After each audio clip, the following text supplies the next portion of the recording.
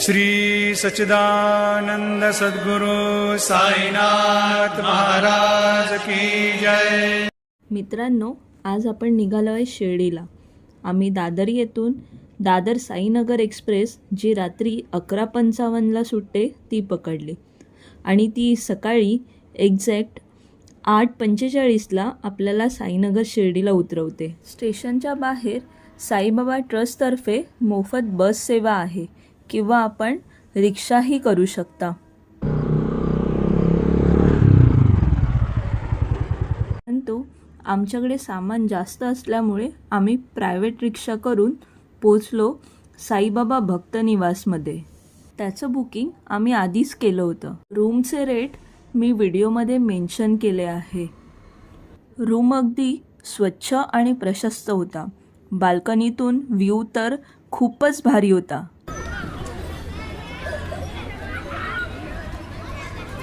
तर भक्त निवास ते मंदिर जी मोफत बस सेवा आहे त्याचा लाभ घेत आम्ही पोचलो मंदिरात। मंदिराच्या आजूबाजूला कॅन्टीन सेवा आहे जिथे अगदी माफत दरात चहा, कॉफी, नाश्ता, पाणी भेटते। मंदिरात फोन अलाउड नसल्यामुळे आम्ही फ्री लॉकरमध्ये आमचे फोन ठेवले आणि गेलो बाबांच्या दर्शनाला।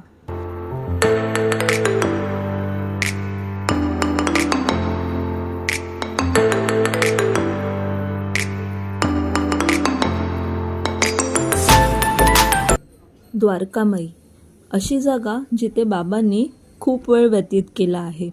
द्वारकामाईमध्ये 100 वर्षापूर्वी साईबाबांनी प्रज्वलित केलेला अग्नी धुनी जो आजपर्यंत प्रज्वलित आहे। उदी म्हणून ओळखल्या जाणाऱ्या अग्नीतील राख ही भक्तांसाठी पवित्र मानली जाते आणि त्याचाच प्रसाद भक्तांना दिला जातो। साई प्रसादालयाला जाण्यासाठी सुद्धा साईबाबा ट्रस्टतर्फे फ्री बस सुविधा अवेलेबल आहे। प्रसादालयाचा टायमिंग सकाळी 10 ते रात्री 10 पर्यंत आहे।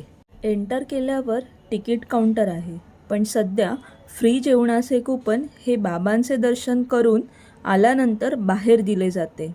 प्रसादालयामधील जेवणाचा हॉल एवढा मोठा आहे की एका वेळेला 3,500 लोक जेवू शकतात।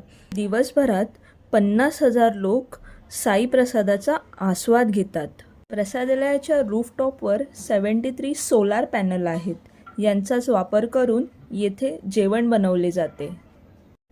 आम्ही पण प्रसादाचा आस्वाद घेतला। प्रसाद खूपच छान होता।